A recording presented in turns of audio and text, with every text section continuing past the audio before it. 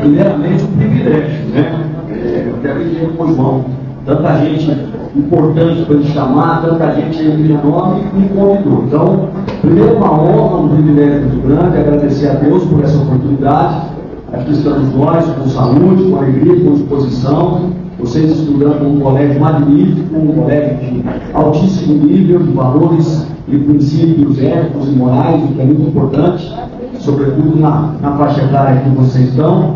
Eu já passei um pouquinho de tempo, mais ou menos, pouca coisa, são uns 40 anos, nem dá para perceber. E agradecer ao professor Paulo, agradecer ao João. O João que colecionava figurinha lá comigo, e na Copa de 2018, está me devendo 2 jogadores da Bélgica que ele não me devolveu até hoje. Então está falando.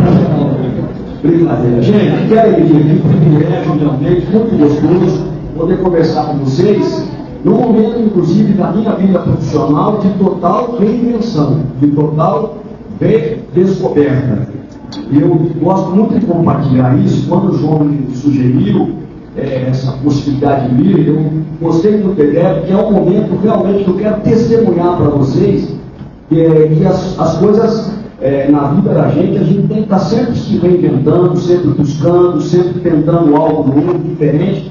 E para vocês que estão no momento de decidir qual caminho, qual profissão, não é diferente. E, obviamente, claro, os obstáculos estarão aí diante de vocês, mas vocês estão tendo uma base histórica, familiar e acadêmica, no caso, para que possam fazer a escolha certa. E se porventura vocês não fizerem a escolha certa, não tenham nenhum constrangimento em rever a rota. Isso que ele está falando para vocês é um biólogo formado em licenciatura plena na faculdade, na Pontifícia Universidade Católica de Campinas, turma de 1981, RA 14718, fui biólogo, fui formei, dei aula, percebi que não era minha, fui caminhar para o jornalismo. Né? Jornalismo e biologia é uma coisa assim muito parecida. Então, eu já era formado quando eu busquei esse caminho do jornalismo, da comunicação social.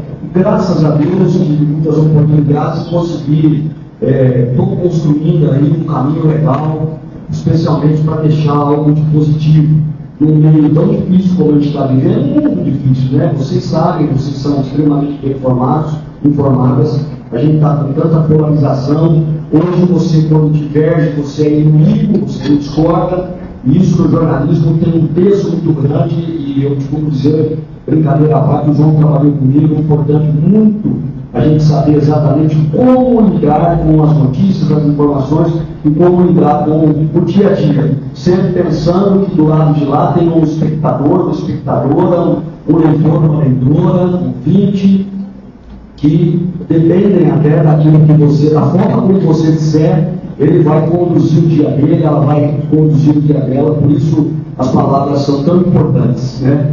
Bom, eu comecei em 1985, tá? Comecei na Rádio Central de Campinas, depois de 2 anos eu fui para São Paulo, trabalhei em São Paulo por 9 anos, trabalhei em 3 emissoras de rádio, Rádio Gazeta, Rádio Globo, Rádio Record.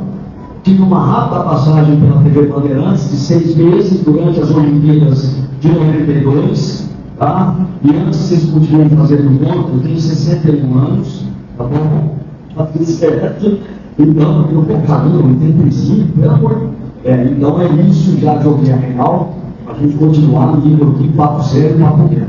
Então, assim, trabalhei na Band 6 meses durante a Olimpíada, muita experiência legal, fazer uma Olimpíada era uma emoção muito grande, algo que eu não tinha realizado. Eu cumpri 2 Copas do Mundo, em 1990 e 1994, quando o Brasil, inclusive, bateu o tetracampeão.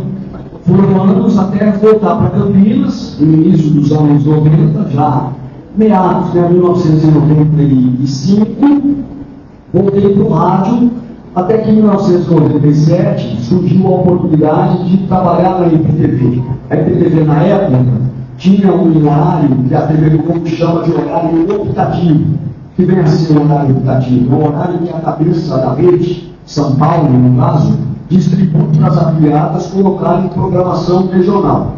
Ninguém aqui era nascido em 1997, eu tenho absoluta convicção disso, Então, quero dizer que em 97 surgiu essa oportunidade.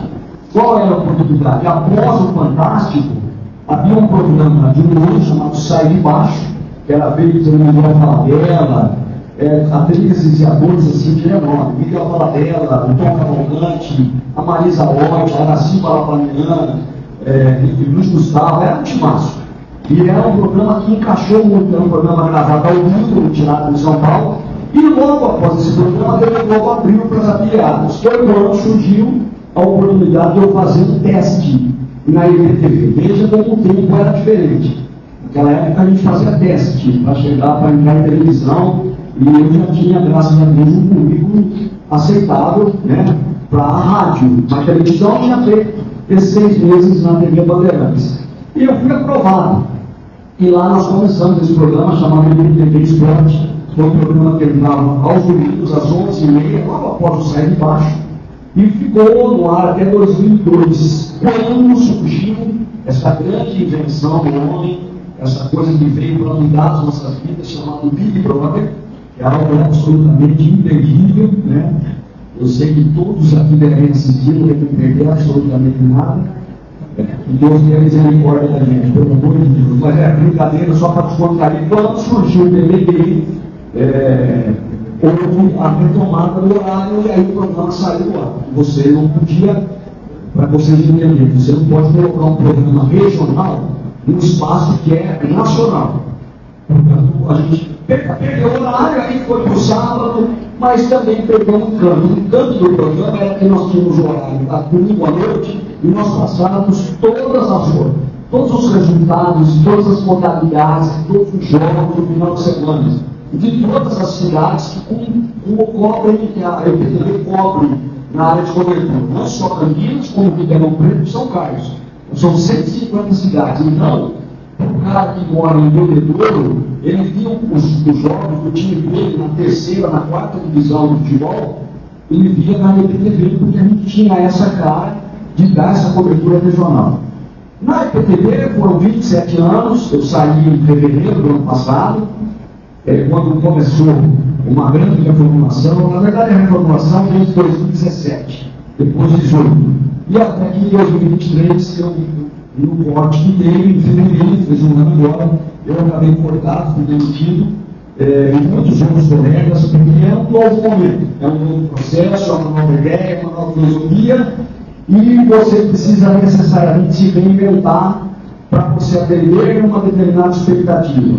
Eu tenho algumas ressalvas em relação a isso, mas entendo perfeitamente que é um momento que todos nós, comunicadores, jornalistas, precisam reavaliar algumas coisas, reestudar algumas coisas, inclusive forma de comunicação, abordagem, a forma como eu vou levar uma reportagem para vocês, ou dentro do programa, ou pelo meu caso, uma narração esportiva, enfim, eu passei a minha vida inteira transmitindo futebol, basquete, vôlei, todas as modalidades. Hoje eu não posso usar a mesma linguagem, eu não devo usar a mesma linguagem que certamente os pais de vocês ouviam e acompanhavam. Hoje é uma linguagem diferente, porque é um público diferente. Embora, em alguns aspectos, e aqui eu já faço um comentário pontual, as pessoas foram muito radicais, foram do 8 ao 8.000.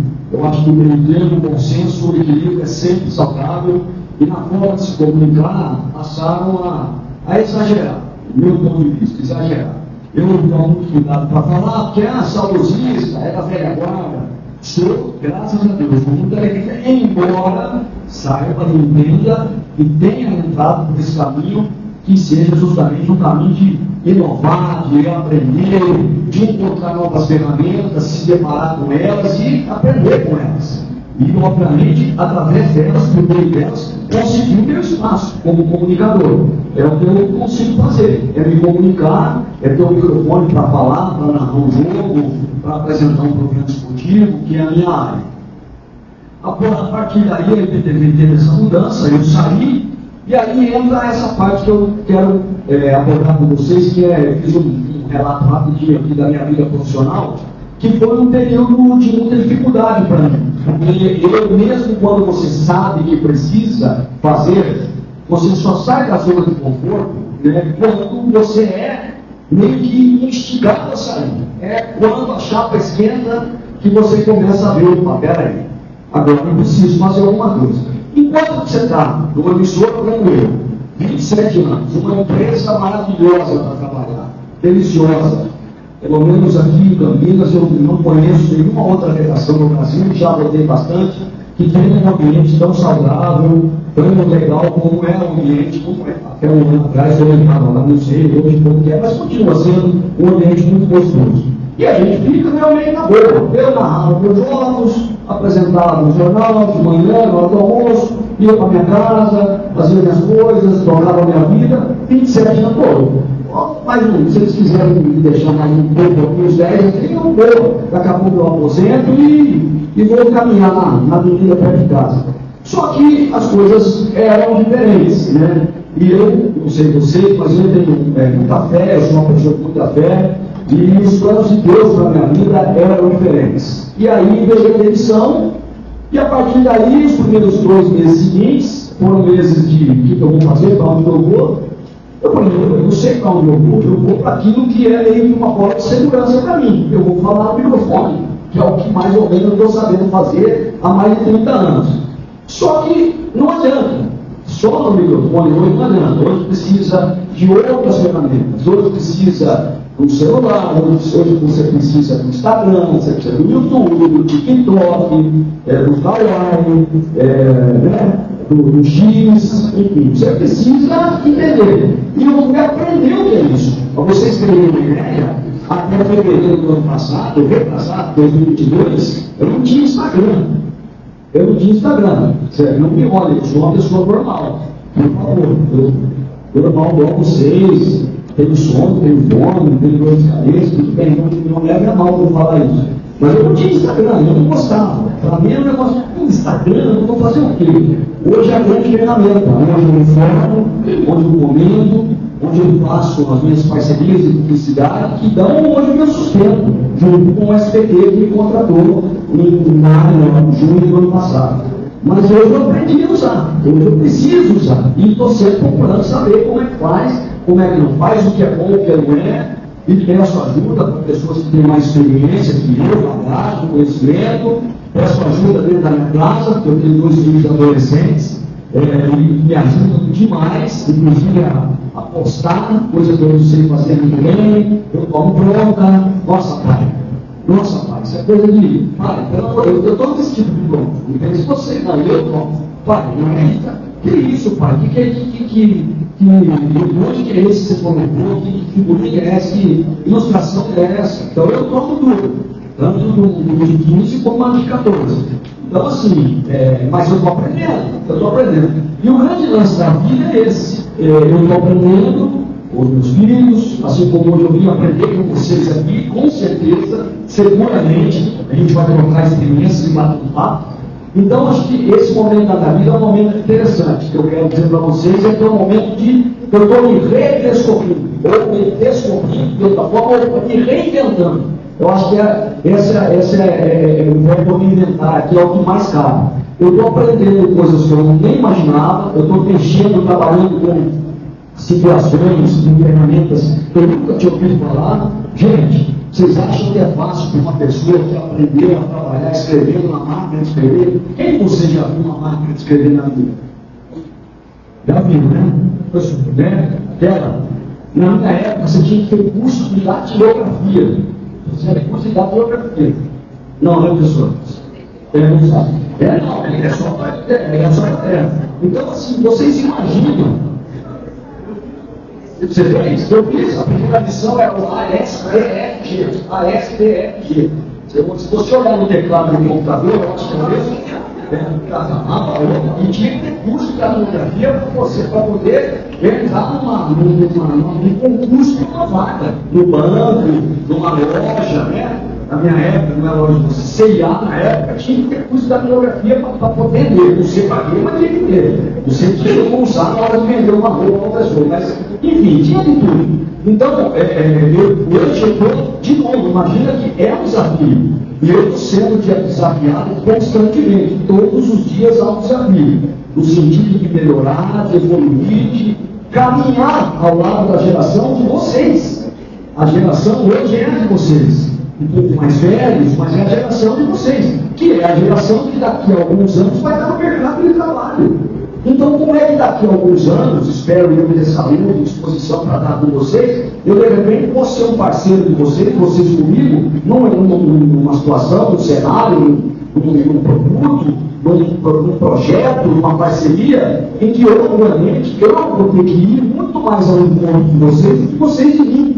Porque eu posso tentar aprender com vocês algo que é absolutamente necessário e realizável agora. Agora, o que adianta eu ensinar para vocês como é que faz a datilografia, máquina fotográfica, coisas absolutamente obsoletas, que ficaram no imaginário, ficaram aí como peças de decoração, em museus, com imagem, com som, enfim, eu chego a outra história.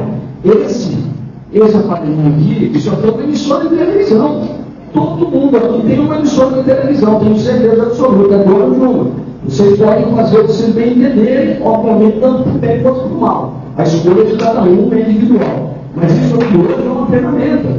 Vocês hoje saem aqui, acontece qualquer problema aqui no trânsito, se vocês filmarem e fizerem uma narração, certamente vocês vão entrar em um site, em alguma emissora de televisão, seja maior, seja menor, mas certamente vocês vão. Então é importante dizer que essa ferramenta é a ferramenta.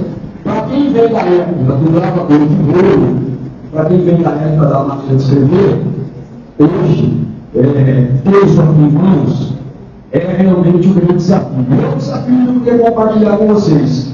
Alguém que se formou num período em que a gente fazia transmissão esportiva, e ele não sabia se a transmissão tinha sido realizada, porque era uma transmissão via Anatel, uma ligação telefônica, você não sabia se a ligação tinha sido completada, quando acabava o jogo, ele tinha um hotel e ligava e ficava rezando, pedindo a Deus para que tenha dado certo. Hoje, daqui, eu faço uma live com vocês, nós fazemos uma live juntos agora, a gente apresenta um programa, vamos por uma hora, 2, 3, quando vocês quiserem. O tempo que vocês aguentarem, me aguentar, a gente pode fazer, daqui. Então, esse é um cenário diferente. E para quem lá atrás não vê a teologia do jornalismo e agora está saindo de uma emissora de televisão, independentemente do custo pessoal de cada um, mas eu estou fazendo uma das emissoras mais poderosas do mundo, para cá, no canal do YouTube, o mês oficial no YouTube, toda segunda-feira às 8 da noite tem live, já posso fazer um merchanzinho, entendeu? Quem tiver paciência para acompanhar, para ir lá adaptar, fazer resenha, conversar, fica à vontade. Mas a molecada que gosta aí, enfim, todo mundo. Então, esse processo está acontecendo. Faz um ano que eu estou nisso, eu comecei no Instagram há um pouco mais de um ano, e estou aí, todo dia trabalhando, buscando, tentando vender publicidade. Hoje as pubs são um caminho, uma ferramenta muito interessante, porque graças a Deus, depois de muitos anos, todo dia apresentando jornal, narrando, a imagem da gente, felizmente, é uma imagem conhecida.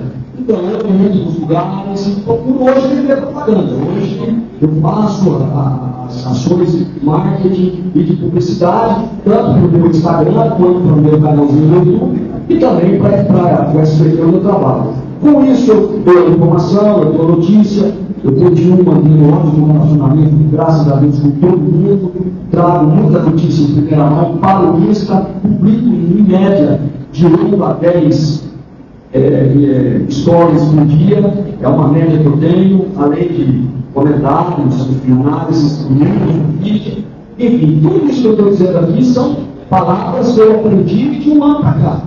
Portanto, galera, o mais importante, tenham em mente que aquilo que vocês escolherem para vocês, se vocês acertarem de primeira, e eu espero que acertem, eu não acertei, foi da biologia do humanismo. Se vocês acertarem de primeira, nunca se esqueçam.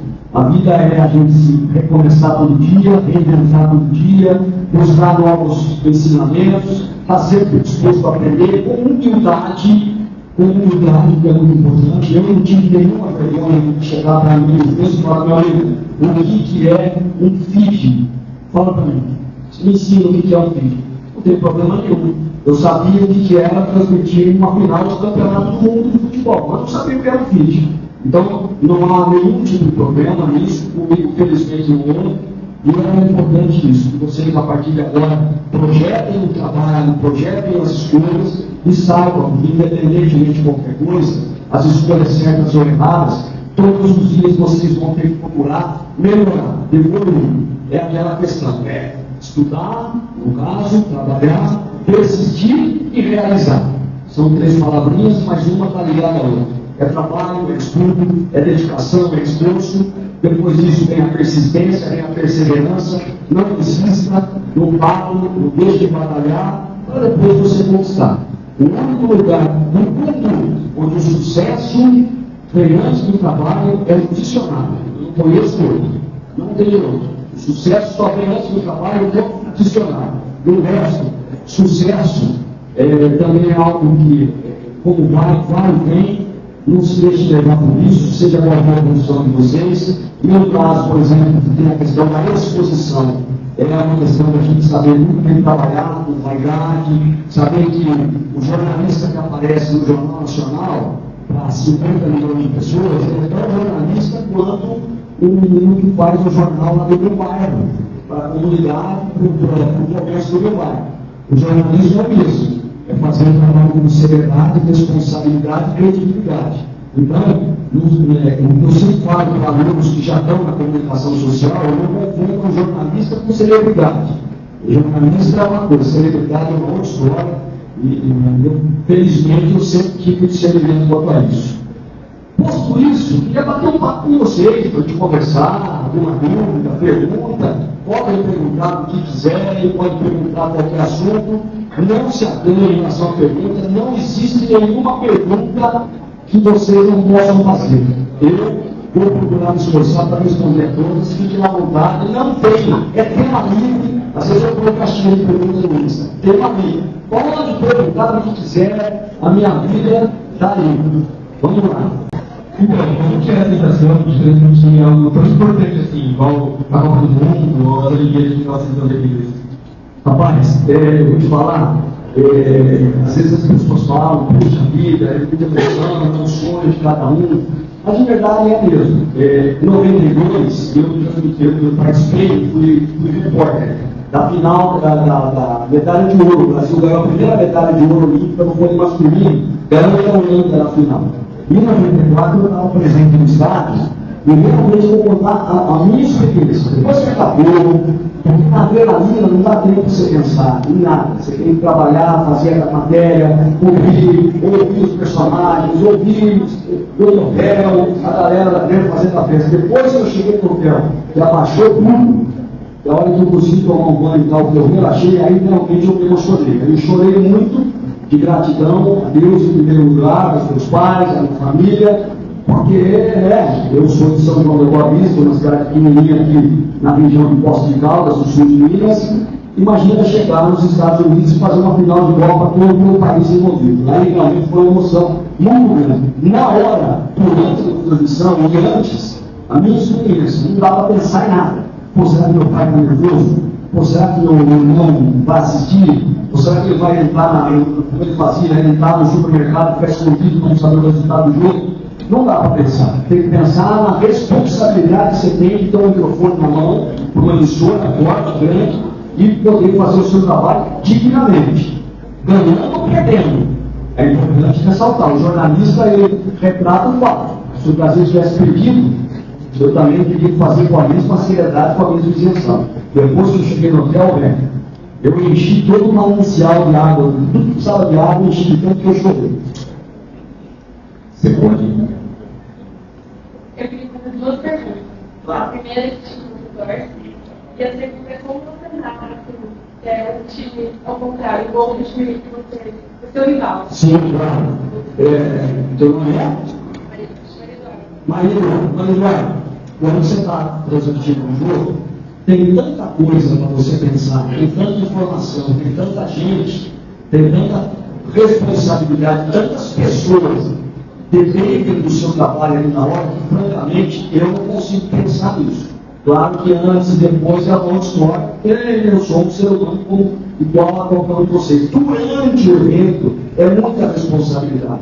Você está demandando aqui, na hora que você narra o jogo, uma equipe de 15, 20, 30, 40 profissionais, técnicos, engenheiros, o rapaz que está do seu lado arrumando o seu microfone, o que está aqui arrumando a luz, aquele que ajuda você na hora de botar o paletó, tirar, enfim, tudo.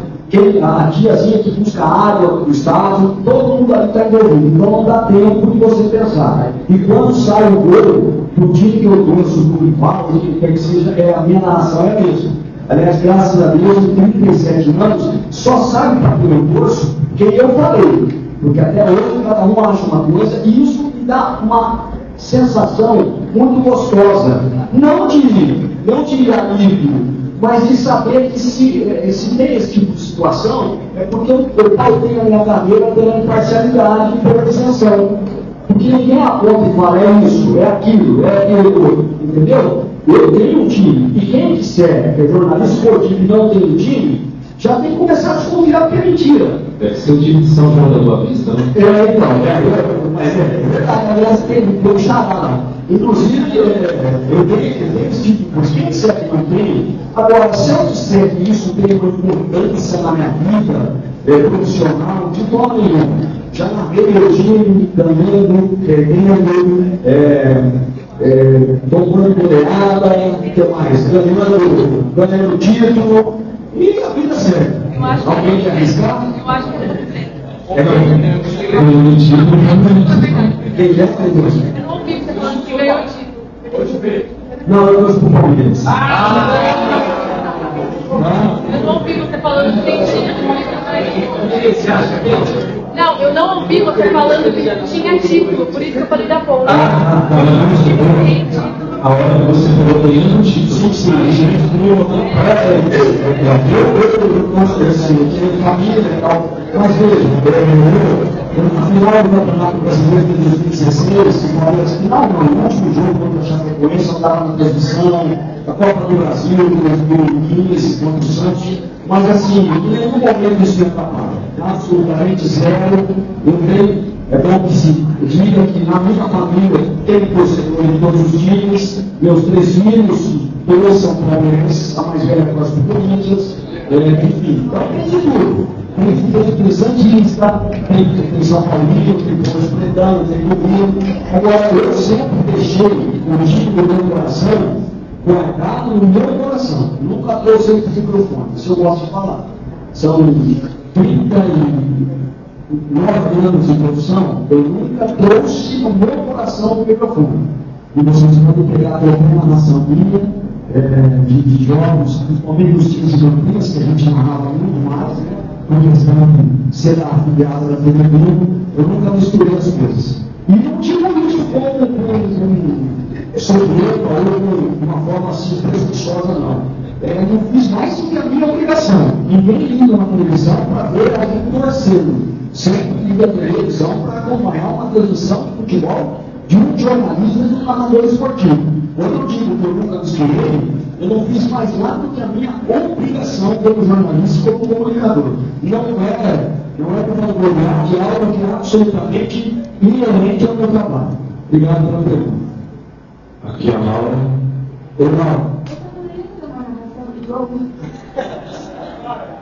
Então, eu posso, claro, mas assim, na verdade isso tudo envolve um contexto, entendeu? Envolve todo um cenário. Gol do time do Palmeiras. Eu vou narrar um gol não. Pode ser? Eu vou narrar um gol decisivo. Vou deixar para o final, então, para desenho. Aí eu vou pensando aqui no cenário. Porque, sabe o que acontece? Não é muito simples, por incrível que pareça, eu não estou valorizando, por favor. É que é tão complexo, você está no clima, o jogo está ali na tua frente, você está envolvido, você tem uma coisa, você criar uma situação, é mais difícil. Eu vou tentar para não decepcionar, eu espero agradar. Fala, Reginaldo. Como é que foi a faculdade de jornalismo? Tem que você vai personalizar em alguma área, tipo esporte? É Daniel? Desculpa, Daniel. Não tem. Você faz a faculdade de comunicação social, você se torna jornalista. É importante, muito legal a tua pergunta, porque você se torna jornalista. Se você vai para um segmento, o esporte, a cultura, a política, a economia, é diferente. Aí é uma opção sua, quando você sai jornalista. Então você pode, por exemplo, no caso, eu sou jornalista esportivo. E dois eventos que marcaram muito a minha vida foram a morte do prefeito Toninho, que eu cobri, e o incêndio do supermercado Eldorado. Acho que o Toninho você viu nascidos pequenininhos, pequenos. E no supermercado Eldorado vocês não eram nascidos para 15 anos. Então, prontamente que me marcaram, porque você, como jornalista, exerce a profissão. Obviamente que você escolhe, eu escolho o esporte. Tem gente que escolhe, por exemplo, economia, política. O mais gostoso de escolher a política e a economia é que ninguém pergunta para o presidente qual tema do nome você gosta mais. Eu gosto muito de esporte, todo mundo pergunta para quem você gosta. Isso aí é muito legal, não é barato, isso é muito interessante. Mas você entra, faz a faculdade e se torna jornalista. Depois você escolhe o caminho que você quer seguir.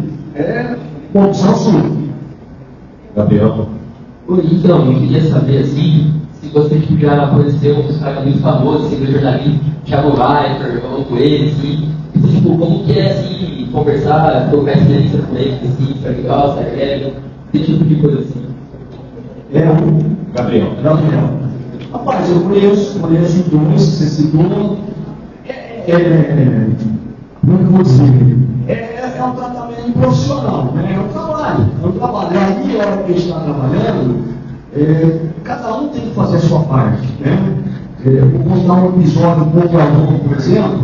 A gente nós fizemos a transmissão dele na rua, e eu fiquei de stand-by. Stand-by é o locutor que fica por uma necessidade, uma emergência. Então, se tivesse algum problema técnico, algum problema no sinal, algum problema de saúde dele, de repente a voz, tal, o stand-by assume. E nós fizemos um jogo muito triste, que foi o primeiro jogo da Chapecoense depois do desastre aéreo. Foi em janeiro de 2017, foi um amistoso contra o Palmeiras, inclusive, lá em Chapecó, e ele narrou. E ali todo mundo trabalhando, muito profissional. E ele é um cara extremamente profissional, um cara gentil, um cara generoso. Você vai dizer, mas ele é estrela? Ele é. Eu já desci no aeroporto com ele, jogador da seleção, deu menos autógrafo que ele seu filho, que ele comprou. Então, assim, querendo ou não, é difícil para a pessoa administrar tudo isso que envolve também. É difícil. Tem lugares que ele vai em estádios, que ele tem que entrar meio que cercado por segurança, porque a galera quer foto lá e o cara tem um compromisso. Então, assim, muito tranquilo.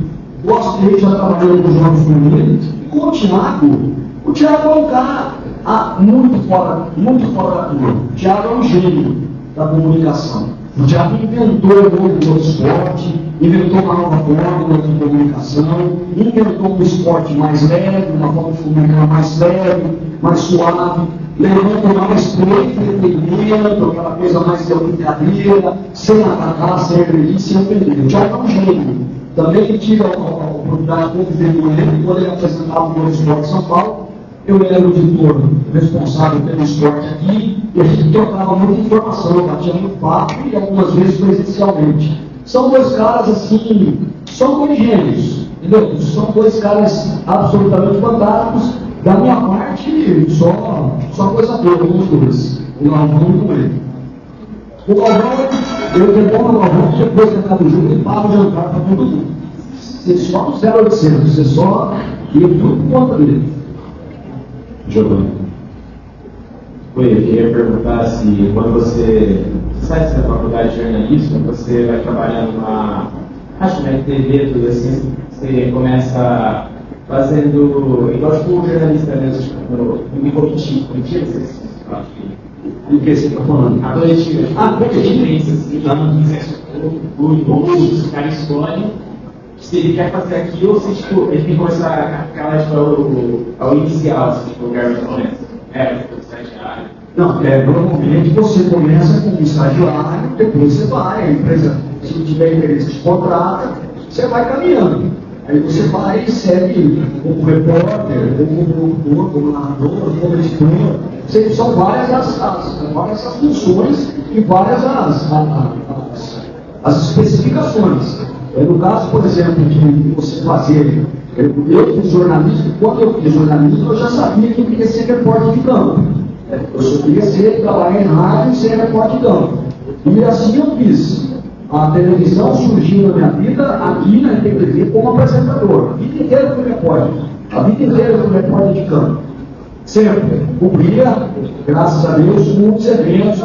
Conheci muitos craques, muitos gênios do esporte, sendo repórter. Aí, na IPTV, começou uma segunda fase da minha vida, que foi ser apresentador e narrador. Eu saí da função de repórter de campo e passei a ser locutor, narrador esportivo na televisão. Então, assim, são situações que vão se apresentando e você meio que tem em mente, bom, eu quero narrar. Você vai, obviamente, buscando um espaço até pintar uma oportunidade. Mas quando você sai da faculdade, você sai o que deve né, velho? Pô, chamou lá para tirar um xerox, quando eu saí da faculdade, eu trabalhava na Rádio Central de Campinas, tinha 5 repórteres de campo, eu era o 6º. Entendeu? Mas vai. Campeonato Amador de Campinas, domingo, 9 horas da manhã. Barão Geraldo contra o Flamenguinho ali do Vila Maria. Estava lá, gravadorzinho na mão, e vai, vamos lá, vamos entrevistar, vamos para cima, vamos para baixo. Cara, tem que abraçar. Oswaldo, deixa eu te perguntar uma coisa para você agora, uma pergunta pessoal. Eu convivo muito com jovens nessa fase de escolha da carreira, aonde o sonho é muito grande, né? Eu vejo que assim, a gente sonha sempre com um topo da vida. Eu queria que você desse o seu testemunho de que as coisas são muito difíceis. Eu considero você um profissional que você vive de destaque, você tem assim existe todo um nome já em torno de você, mas acredito que não deva ser fácil. Eu sempre falo, mas eu falando acaba sendo aquele irmão mais velho que sempre fala a mesma coisa, né? Que tem que estudar muito, tem que se dedicar muito. Aí eu queria que você desse um testemunho, por exemplo, ao fazer uma partida de futebol, eu tenho certeza que você se dedica muito a você. Como que esse processo de preparação, de estudo, porque as coisas não vêm por um acaso, não é uma intuição, um momento apenas. Eu acho que tem muito estudo e muita dedicação. E para chegar na topo da montanha, a gente tem que escalar muito essa montanha. Então a gente chega no dia, mas com muito sacrifício. Se você puder falar um pouquinho sobre isso, esforço e dedicação. Olha, a questão do esforço, da dedicação, ela pode ser espalhada em várias situações da vida da gente.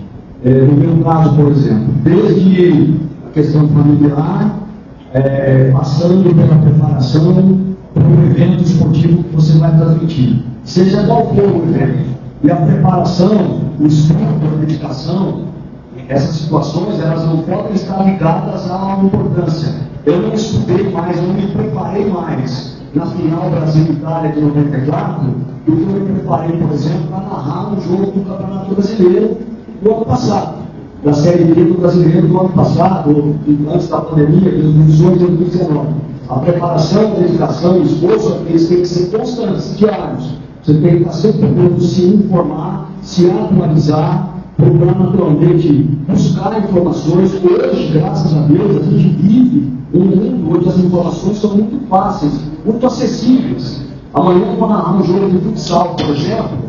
Amanhã mesmo, eu vou narrar pela N Sports amanhã. Hoje eu vou como narrador da N Sports, tá, galera? Eu do SBT, sou locutor da N Sports, que é um canal por enquanto a gente está no YouTube, mas em breve vai para a Claro. Depois de amanhã, vai estrear na Claro Net, 5h30 é o canal.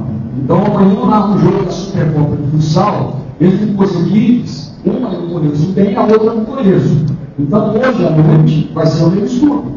Eu entro lá no meu computador, vou dar informação, vou anotar, eu tento ligar para um assessor de imprensa para ele me passar a informação, como joga o time, quantas partidas o time fez esse ano. Felizmente hoje as redes sociais ajudam muito. Todos esses grupos têm Instagram, tem uma conta, tem você entra no site, por exemplo, tem informação.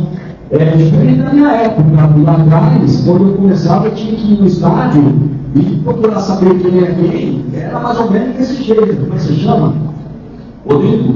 quando ele tirou da sua camisa, o número 8, você policial, Vinícius número 7. Era assim. Você tinha que ir no estádio, pegar o nome da pessoa, marcar o número, e aí eu ia pegar a escalação do time, era assim. Então, o Vinícius 7, a Marilena número 5, a Laura número 4, e assim, era diferente, era muito completamente perigoso, muito mais acessível. Mas isso não invalida a necessidade do esforço e da dedicação.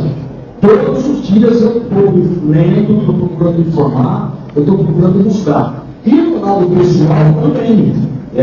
Já tive aniversário de filho que eu não estava presente, porque eu estava lá no jogo. Domingo para o esportivo, para jornalista esportivo, domingo é segunda-feira. Né? Então a gente está sempre na batalha. Tive que mudar a festinha, teve encerramento de final do ano de quarto ano do ensino fundamental, né? Que eu acabei chegando atrasado, o jogo atrasou, porque acabou de eleger no estádio. Enfim, essas coisas. E aí é importante que o jornalismo, principalmente esportivo, galera, isso é uma dica do fundo do meu coração. Que o jornalismo esportivo se casa com quem vai entender esse tipo de coisa e vai aceitar a situação. Eu, graças a Deus, casei com uma santa que entende isso. Mas eu já vi muitos colegas meus, a gente está em hotel, no grupo, campo para casa, discutindo, não, caramba, não vou chegar, não sei o quê. Porque a esposa, e a gente, eu entendo, não é fácil. Não é fácil. É uma vida meio também de algumas privações em relação a datas, por exemplo. Eu já marquei aniversário do filho meu terça-feira à tarde, que era minha avó. Eu voltei no jogo, cheguei segunda. Quando você chega na viagem, por uma questão trabalhista, você não pode ter uma folga no dia que você está no trânsito. Eu voltei no dia seguinte e aí fiz uma festinha numa terça-feira. Quer dizer, são coisas que acontecem, mas faz parte também da dedicação e do esforço. Porque tem um lado do glamour, tem um lado da profissão, mas tem muito de dedicação, de muita entrega. Aliás, a questão do glamour é a única coisa que vocês, na minha opinião, quem for para o caminho aqui do jornalismo, vocês não devem se preocupar. Não se preocupe com isso. Isso é absolutamente passageiro, eu estive na TV, na Juliana Neuro, e contando Sport TV, Globo, Renato, quase mais de 30 anos. Não estou mais. O meu CPF é o mesmo. Eu continuo a mesma pessoa. O que é mais importante no momento do glamour, no momento que você está lá em cima, é lembrar que um dia a hora você saiu. Isso é muito importante. Isso não é clichêzão, não. Isso é realmente a minha filosofia de vida. Por quê? Porque quando você não tiver mais, você vai ter a humildade de chegar para uma pessoa e falar, me ajuda no Instagram, que eu não sei o que faz. E eu preciso ganhar agora meu dom que eu sustento isso. Então é muito importante. Esqueça o glamour. Não vá por esse caminho. Isso é uma bobagem. Isso, um dia cai, outro dia não está mais. O diretor acha que para vocês já deu, você está fora. A gente viu. O próprio Globo fez isso. Logo o pessoal da velha agora está saindo. E é natural. O Globo está chegando. Por isso é importante, quando você tiver um momento muito bom profissionalmente, não se esquecer da onde você veio e da onde você pode voltar. Para onde você pode voltar, não tem problema nenhum. Por isso que a humildade nesse ponto é absolutamente fundamental. Para você não ter vergonha de aquele amigo que você cruzou quando você estava por cima, ele estava por baixo, você não olhou ele assim. Então você pode agora olhar ele assim, ó. Entendeu? Porque a vida é dessa forma que eu entendo. Você não precisa olhar ninguém de cima para baixo, para não ter que olhar ninguém de baixo para cima. Vamos, Vigão. Quais as ações que vocês fiscais, vantagem. A carreira?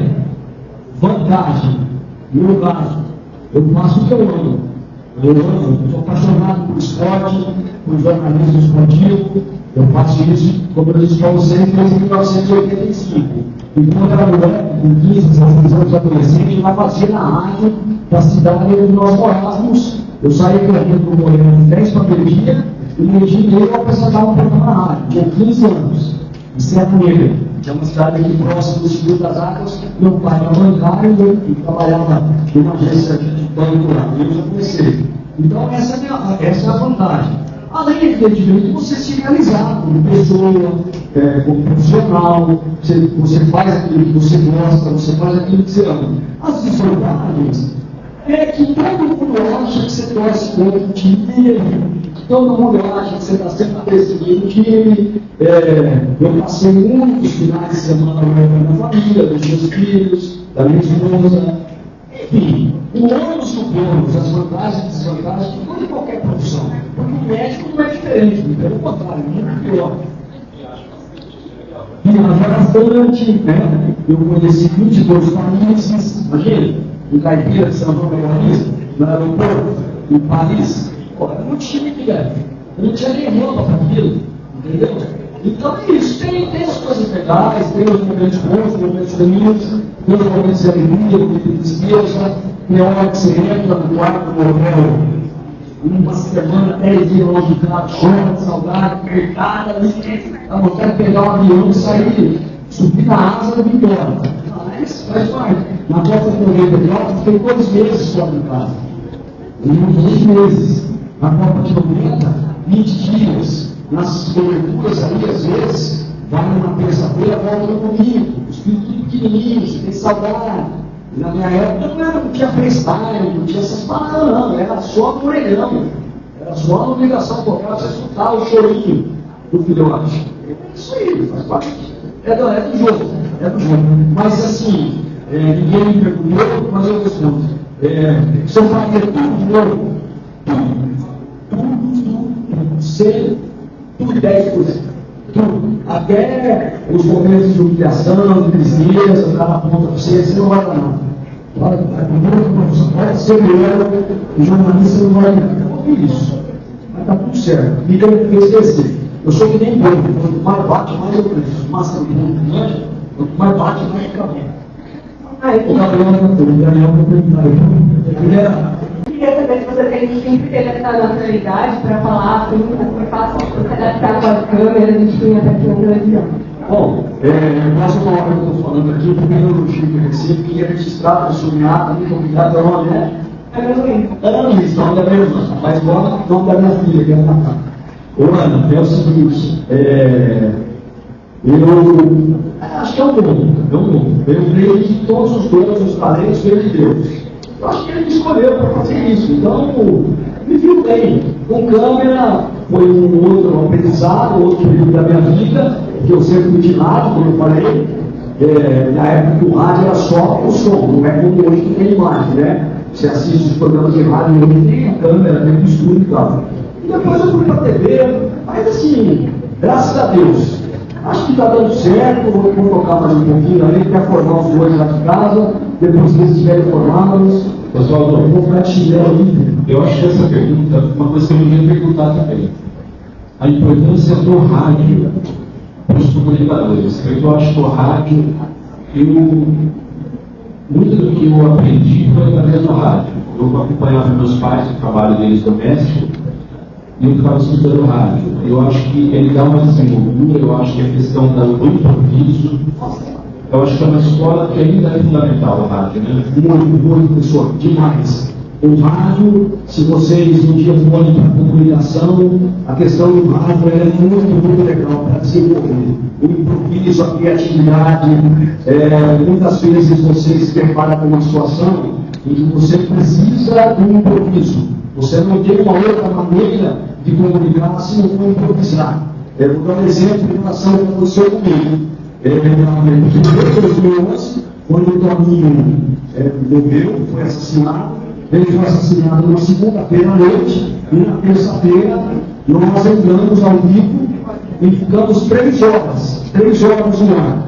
Das 3 da tarde às 6 da tarde foi o sepultamento dele. E eu praticamente ancorei. Ancorar é um apresentador que fica distribuindo os repórteres. Chama o repórter, chama outro, chama ancoragem da televisão. E eu ancorei tudo na base do improviso. Porque na TV tem momentos de pausa, de silêncio. Sim, a rádio não tem isso. A rádio é a narração.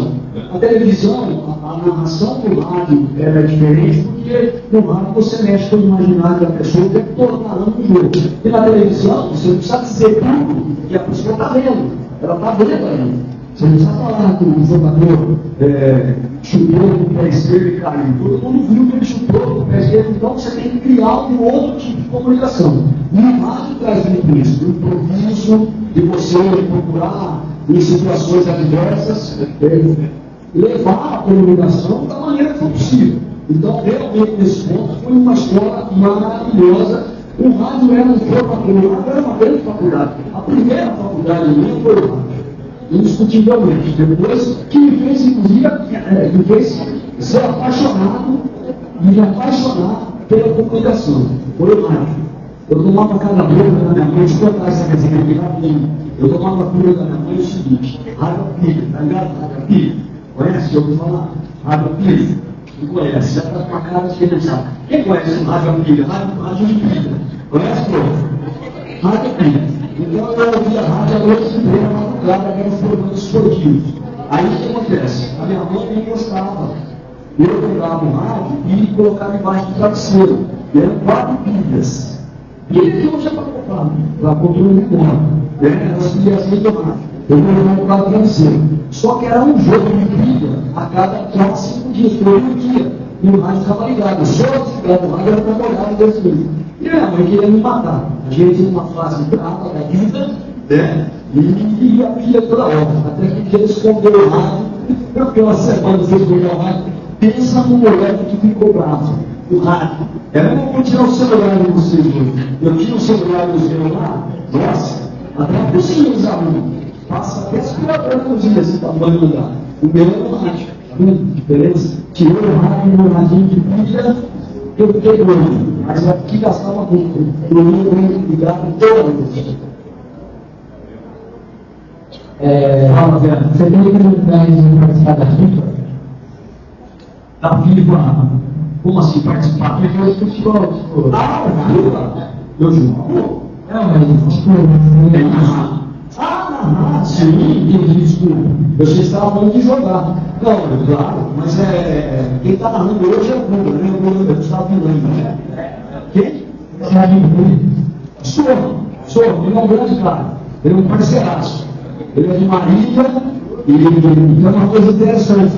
Quando ele começou no rádio, ele falava que ele era meu fã. Ele brincava comigo porque ele é bem mais novo que eu, uns 20 anos de diferença. E ele falava que ele estava na escola, lá em Marília, que ele ia para casa para ouvir rádio, para me ouvir no rádio. E aí eu falo para ele, está vendo como é que são as coisas? Antigamente, você falava que você era um amigo do Oswaldo Luiz. Hoje sou eu que falo, sou amigo do Gustavo Milano. Que ele é sério demais, ele subiu o foguete, ele vai ser um dos grandes, já é, e ele vai se consolidar cada vez mais como um dos grandes locutores da televisão brasileira. Seria o terrível. Aliás, alguém conhece o Paulo Andrade da ESPN? O Paulo Andrade foi contratado pela Globo hoje. Não sei se vocês têm a notícia, mas eu sou jornalista, a notícia está por cima. E eu quis dar essa informação para vocês. O Paulo Andrade foi para você. Quer perguntar?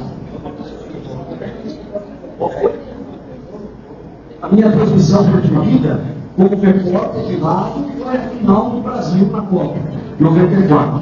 E quando eu vi como narrador esportivo de televisão, pensar que eu narrei muitos derbys, né? Fonte Guarani. Acho que todos têm um lugar especial na minha vida. Porque eu comecei como repórter de campo aqui em Campinas, e se vai ver, depois um dia que eu narrei o jogo entre os 2 times da minha cidade, para o Brasil inteiro, pelo Sport TV, foram jogos especiais, foram 5, 6 ali, especiais. Como narrador de televisão, eu era pequeno. Quando eu estreiei no Sport TV, em 2004, eu narrei um jogo da Série B, Havaí e Mogi. Hoje nem existe mais praticamente a Série B brasileira. Foi a primeira, foi a minha estreia. 4 de março de 2004. Ele está perguntando se eu conhecia o craque Neto. Eu conhecia ele como jogador. Quando ele era jogador do Corinthians, eu era repórter, eu tinha visto o Corinthians e conheci. Conheci como jogador, como comunicador, não. Nunca encontrei, nunca mais encontrei. Na época que ele jogava, eu conheci. Você já viu o Champions League? Não, Champions League não. Eu fiz Eu fiz um stand-by no jogo entre. Vocês se lembram do jogo do Toledo? Acho que não sei se foi o Toledo no livro, tomou um monte de frango quando ganhava a foi. Carlos, Benedito Tamoio. Foi, acho que o último jogo do CR7 pro Real. Esse jogo eu estava na transmissão, eu não matei o jogo, eu narrei no intervalo desse jogo, os pontos dos outros jogos que estavam tendo, da Liga Europa, alguma coisa assim. Mas o jogo, 90 minutos, a gente não vai nele. Ainda não, se Deus quiser, não isso. Eu não sei se eu posso te fazer essa pergunta, mas Pode fazer qualquer pergunta. você prefere Guarani ou Ponte? Eu prefiro Palmeiras. Aí os dois. Então, você prefere o seu pai ou a sua mãe? Nossa, não. Eu não tenho, porque assim. Então, deixa eu dizer uma coisa para você. Os dois, para mim, me formaram como comunicador. Eu tenho um carinho, eu tenho uma gratidão pelos dois, eu não consigo imaginar uma situação. Eu tenho um carinho pelos dois. O primeiro troféu que eu ganhei na minha vida, em 1985, como repórter revelação, naquela época tinha eleição. Repórter revelação, narrador revelação, não sei o que revelação, parecia filme fotográfico, só revelação. E eu ganhei da Ponte Preta. Então, assim, e no centenário do Guarani, quando o Guarani fez os 100 anos, em 2011, eu fui um dos homenageados. Então, assim, eu tenho muito carinho. Eu sou muito sincero, muito verdadeiro. Eu tenho muita gratidão pelos dois, muito carinho. Sem ser carinho hoje, eu vou torcer absurdamente para o Guarani não ser rebaixado e para a se classificar.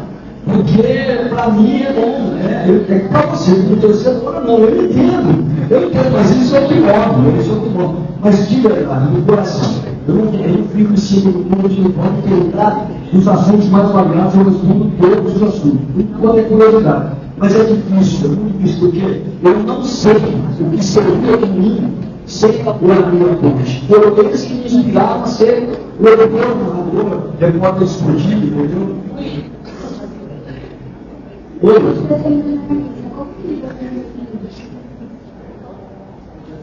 Então, eu acho que essa é uma das coisas extremamente ruins hoje da nossa comunicação. Tem muita gente que pegou isso aqui, fez desse microfone, fez isso uma arma que prejudica, que danifica, que estraga, que maltrata, e eu lamento profundamente que esse tipo de coisa aconteça. Eu lido da forma mais profissional possível.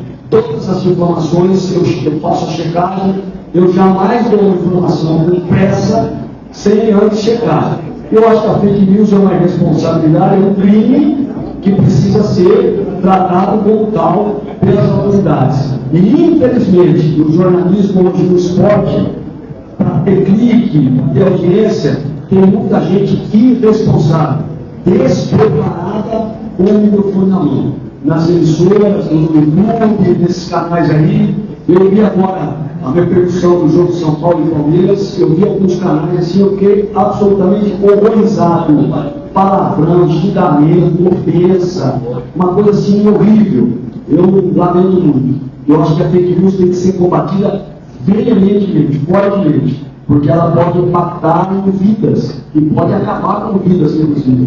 E não só digo matar, não. Destruir uma vida, um relacionamento familiar, um relacionamento entre amigos. Portanto, muita calma. Quando vocês ouvirem alguma coisa, chequem e procurem ver da onde veio. Está lendo uma notícia? Da onde que é? Porque tem muita gente aí, lamentavelmente, que estragou a minha profissão tão amada.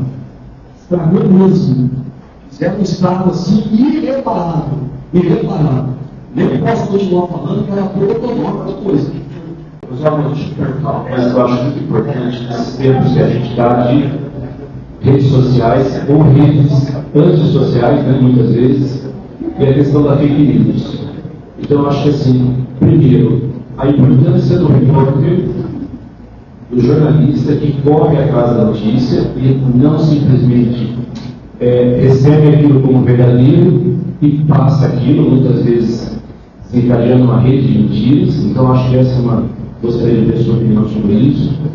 E também a questão do trabalho do jornalista, da importância que ele tem. Você falou um pouco da glamorização, mas de não ser notícia a qualquer custo, de acima de tudo ser uma referência e todo o cuidado que eu acho que a carreira requer de vocês. Se você puder falar um pouquinho sobre isso. Com certeza. Professor, a questão da informação, ela tem que ser tratada de uma maneira muito importante e com muita responsabilidade. Eu preciso novamente dizer para vocês que eu sou de uma geração onde credibilidade, responsabilidade e imparcialidade não eram apenas palavras com a mesma sonoridade, né, palavras parecidas, elas caminhavam de mãos dadas. Você precisava ter as três coisas para você fazer um bom jornalismo: responsabilidade e imparcialidade, que te dão credibilidade. A partir do momento que você liga uma televisão, liga um programa de rádio, na internet, e você não respeita mais, aquela pessoa não se fez respeitar, aí sim você pode encerrar a sua profissão, que quando você perdeu a sua credibilidade, você perdeu o seu tesouro, nesse sentido. Então, eu sinto muito por isso, porque as pessoas falam de uma maneira sem nenhum tipo de responsabilidade. São fofoqueiros, são politiqueiros, não são jornalistas. A partir do momento que você recebe a informação, é o dever básico, é você checar a informação.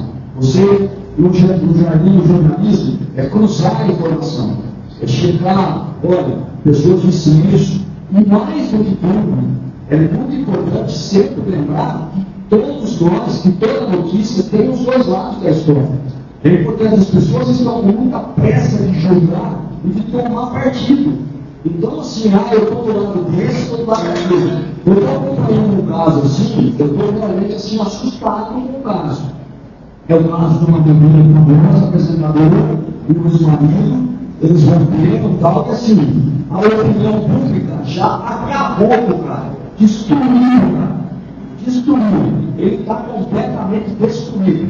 Se esse rapaz, por alguma razão, conseguir provar que ele e aqui no Brasil, infelizmente, não é quem acusa que tem o nome da prova, é quem o acusado tem que provar que não é o que foi falado. E se esse rapaz conseguir provar que não é verdade o que estão dizendo, eu fico imaginando aonde muitos colegas jornalistas vão fazer, que já acabaram com a vida dele, porque já tomaram partido. Gente, o jornalista não tem que tomar partido de ninguém, ele apresenta o fato. O fato estou no colégio Madre Cecília, conversando com os alunos que futuramente serão profissionais das mais diversas áreas. Isso é um fato. Mas o pessoal não gostou do Oswaldo. O pessoal gostou. Não quer que ele volte mais, não quer que ele venha. Isso é uma outra história. Isso aí você não pode tomar partido. O fato é o que você vê, você relata. Com a isenção, com imparcialidade. As pessoas não tomando partido. Estão puxando, aquela coisa, não, eu tenho a notícia primeiro, então eu vou ficar desse lado, porque se for mentira, eu estou desmoralizado. Então ele faz a mentira dele ficar cada vez mais potencializada, para ele não perder mais a credibilidade. Ele abraça o erro, ele abraça a mentira, para que ele não seja desmoralizado profissionalmente. Eu não tenho compromisso com o erro, eu nunca tive na minha vida. Eu já tenho informação que eu errei e eu fui e recatei. Graças a Deus não foram informações que comprometessem um cidadão, uma família. A informação, o jogo mudou de jornal. Hoje eu tenho uma notícia de manhã no jornal, eu não sabia, o jogo do Santos é sábado, contra a Inter, e eu não sabia que tinha alterado. Eu corrigi. Gente, desculpa, eu errei, o jogo do Santos contra a Inter foi antecipado no domingo, 16 horas, sábado às 18 horas. E desculpa, o telespectador, a vida segue. Tem gente que tem compromisso com o erro, e se compromete com o erro, não admite, não tem a decência para fazer isso. Então, os fake news hoje, os caras fazem isso. A pessoa que tem disso, ele tomar partido na notícia, coisa que não é papel do jornalista, outra coisa. Se o cara agrediu a esposa, se a esposa pegou o marido, o Ministério da Polícia não é para isso. O jornalista não tem poder de polícia. Jornalista não tem poder de polícia, de dizer você está errado, você é culpado. Não, o fato é esse. Quem vai dizer se é culpado, se é crime ou não, é o Ministério Público e as autoridades competentes. Esse é um ponto absolutamente negociável para mim. Infelizmente, hoje não existe mais. E hoje, em relação às mídias sociais, lamentavelmente é isso que acontece. As pessoas escolhem uma determinada figura e acabam com ela. Como tinham que buscar. Isso para mim nunca foi, não é e nunca será o jornalismo que eu aprendi. As pessoas esquecem que quem tem a paixão é quem torce. O torcedor na sala da casa dele, na arquibancada, o torcedor, reclamar que o jogador está mal, falar que não serve para jogar no time, é uma coisa.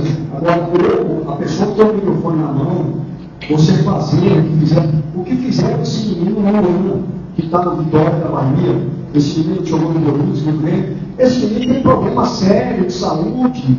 E começaram a falar o salário do garoto, que não sei o quê, porque ele está na balada, porque isso e aquilo. Quer dizer, ele esquece que por trás disso pode estar sendo uma fuga. E ele está fazendo isso, de repente, para esconder um grande problema. Agora ele está no Vitória, parece que está. Mas seja o que for, precisa ter acolhimento, precisa ter empatia. Entendeu? Não é falar que o cara saiu falando, eu nunca falei salário de jogador na minha vida, isso não me interessa. Interessa ao atleta e ao clube que paga. Isso não é notícia para mim. O jogador ganha 800 mil reais por mês. Deus abençoe que amanhã ele ganha 8 milhões. Mas isso não é notícia. Igual hoje comunicadores que falam, não, o cara ganha 1 milhão por mês, não faz gol, o outro é pé de rato, o outro não sei o quê. Isso não é comunicação, isso não é jornalismo. Isso para mim é muito chato, porque não é o comunicador. Isso é uma pessoa que pegou o microfone e está falando o que vem na cabeça. Então, infelizmente, hoje o jornalismo e o esportivo, de uma forma muito pior, porque mexe com a emoção, passa como carece. Eu vou dizer para vocês aqui, é do fundo da minha alma, acho que eu nunca falei isso antes. O jornalismo esportivo hoje passa por uma crise moral, ética, que em 39 anos de profissão eu nunca vi na minha vida. Comentarista às vezes exagerado, esse cara é fraco. Que também eu achei errado. Como é que é fraco? Eu nunca joguei bola profissionalmente, nunca. Porque aí você dá o direito e fala, você também com o microfone na mão é fraco. Então, assim, a reciprocidade você só pode quando você é o vetor. Quando você fala, você olha aí, não. Aí o cara é agressivo. Quando você fala opinião, quando você faz uma crítica, quando você faz é crítica, quando o outro faz é ataque. Então hoje nós carecemos do jornalismo esportivo hoje, especialmente o esportivo que eu acompanho mais, de uma forma mais abrangente, assim, mais profunda, carece hoje, e a gente vive a maior crise ética e moral. O que tem de gente com o microfone na mão, que não tem a menor responsabilidade, a menor decência. Tem programa esportivo que eu não assisto com a minha filha na sala. Eu não assisto. A minha filha tem 13 anos, 12 para 13. Eu não assisto o programa. E ela gosta de esportes. Ela joga futebol no condomínio, com a galera. Ela gosta de esporte. Eu não assisto com a minha esposa. Porque é uma barbaridade, né? Vocabulário de péssimo nível, se é que a gente vai dar nível para isso. Palavras de baixo calão, piadas de duplo sentido, o cara falando da namorada do outro, é uma coisa horrorosa. Desculpa, eu vou me exalto, peço perdão a vocês, eu vim aqui para isso, eu vim para bater papo. Mas é hoje uma realidade. O jornalismo esportivo hoje, essas pessoas que pegaram o microfone na mão e se auto-intitulam como comunicadores, apresentadores, comentaristas, carece de uma sacudida, de uma depurada, de uma tremenda um processo de filtragem, porque poucos vão sobrar. Eles têm informação para isso ou não? Alguns têm informação, e outros não têm. Mas a grande diferença do comunicador e do jornalista é essa. É você também ter o seu discernimento de saber aquilo que é interessante você passar para o seu público. Eu tive muita informação, Oswaldo, muita informação que eu segurei comigo, porque eu achava que ia prejudicar a pessoa, a esposa, os filhos, os pais, e não ia acrescentar nada. A minha cobrança sempre foi no exercício da atividade. O atleta não está jogando bem, o atleta não está jogando bem, não está fazendo uma boa performance e precisa melhorar, precisa treinar mais e tal. Eu nunca disse que o atleta não está jogando bem porque ele é cachaceiro, porque ele vai para balada, porque ele tem 5 namorados. É problema meu, é problema meu. Eu não sei, está com problema, é relacionamento. Então, assim, esse tipo de situação que não existe mais. Nós tínhamos um senso crítico de discernimento, na minha geração, muito apurado. Nós tínhamos esse cuidado, essa responsabilidade. Opa, eu vou dar essa informação aqui. Eu cansei, eu era solteiro, moleque. Eu cansei de ver jogador de futebol na noite, na balada. Alguns até pediam convite para mim, achava. Tinha que entender isso, porque a gente ganha muita coisa por trabalhar em televisão. Então, assim, eu nunca levei isso no microfone. O que o cara faz da vida dele, pessoal, particular, não é problema dele. O meu problema é analisá-lo do ponto de vista esportivo. A rede de televisão também tem. A rede de televisão também tem um critério para admissão, que a pessoa seja formada, que tenha uma especialização, ou hoje deixa de ter também? A TV Globo tem. As outras eu confesso que eu não sei. A Globo tem. Quando eu fui contratado, eu tive que apresentar meu DRT de radialista, meu MDB de rádio, meu registro de jornalista. As outras eu não sei. E tem muita gente que está aí que não é. Mas nada contra não ser. Não tem problema nenhum não ser. Desde que tenha responsabilidade, não tem problema nenhum. Quando a parteira, antigamente a parteira trazia as crianças à luz, a gente não perguntava para ela, qual é o seu CRM? O importante, na minha opinião, é saber lidar. Porque tem muita gente também com diploma que está indo pelo mesmo caminho. Está indo pelo mesmo caminho, está depreciando, estragando a profissão de jornalista. Com um diploma na parede, pregado lá, e na hora de falar, comete barbaridades, desatinos, coisas assim horrorosas. E que eu fico assim absolutamente abismado. Gente, e agora respondendo muito que a Eduarda perguntou, gente assim, opinando de forma parcial, defendendo o clube do coração. A gente não foi chamado para isso. Não foi chamado para isso, é o que eu sempre disse. Eu acabei de falar, é uma frase que eu gosto muito de usar. Eu nunca trouxe para o coração do microfone o time que eu torço. E só sabe quem eu disse por espontânea vontade, o qual é. E eu sempre soube separar. Hoje não. As mídias alternativas, os canais só de São Paulinos, só de Politianos, só de Palmeirenses e tal, ok, eles efetivamente são. Agora, as grandes emissoras, que TV por assinatura, mesas redondas, assim, vai chegar uma hora que vão sair na mão. Vai chegar um momento que vai sair tapa, porque virou conversa de boteco. Nada contra a conversa de boteco, é uma delícia, por sinal. Eu não frequento, mas eu frequentei. Então, assim, está nesse ponto, professor. Está nesse ponto, está nesse nível. Galera, desculpem. Não, professor, desculpa, eu não vou fazer essa questão. É fantástico, eles precisam saber, a galera precisa saber isso. É interessante. A gente precisa saber para quem que dá ouvido aí na hora de assistir televisão. Eu acho que são temas que são muito comuns hoje, a questão do sensacionalismo, das fake news, entender que a profissão ela não vive só de valor, ela vive de muito trabalho. E se alguém quer mais alguma pergunta? Pode dizer para vocês o meu amor. Estou aqui às 6 da manhã hoje, já gravei 2 ações de publicidade, já apresentei o jornal no CT, estou aqui à tarde batendo papo com vocês, e à noite vou estudar para o meu jogo de futsal amanhã. Esse é o meu amor. Alguém tem alguma pergunta mais, gente? Não? É a narração do gol lá. A narração, mas não esqueceram aqui. São os 45 minutos do segundo tempo, 0-0. Quem fizer vai ser um grande campeão estadual. Uma campanha maravilhosa das duas equipes, cada uma fazendo grandes jogos, só que só não vai erguer o troféu. Lá vem descendo a equipe do Goiás e o Mar de Sicília. Bora trabalhar para a Laura. Toca para Maria. Vira o jogo na direção do Daniel. Retorna, trabalha, pensa, faz o passo para o Vinícius domina. Vira o jogo, leva a bola para Rodrigo. Rodrigo devolve a bola para o Eduardo. Gabriel Galinho dentro da área, faz o cruzamento da bola e a mesa!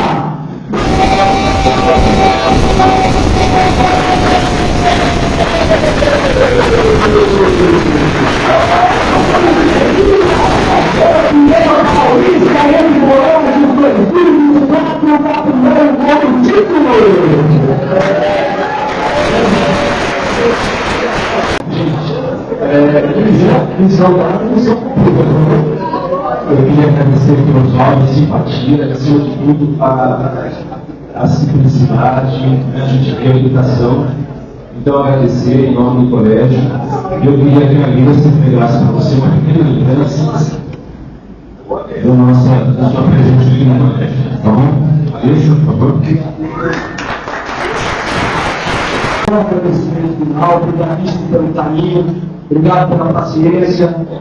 Espero humildemente, honestamente, ter colaborado um pouquinho para vocês, em termos de avaliações, de ideias, de conselhos, e agradecer muito. Que se eu puder dar um conselho, eu acho, se eu puder dar uma opinião, aproveito bem esses anos maravilhosos da vida de vocês estão numa faixa etária e numa fase da vida gloriosa, maravilhosa, deliciosa. Aproveitem com responsabilidade, com sabedoria, lembrem-se que vocês têm o dom da vida que Deus deu, usem com muita sabedoria, com discernimento, com bom senso, tomem cuidado com as más conversas, com as más companhias.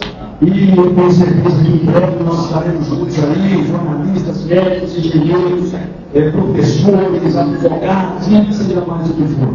E Deus abençoe grandemente a vida de cada um de vocês. Hoje vamos ter os contatos. Se vocês quiserem me seguir lá na Insta, é o Jornal do Mídia Oficial, no YouTube também. Valeu? Obrigado.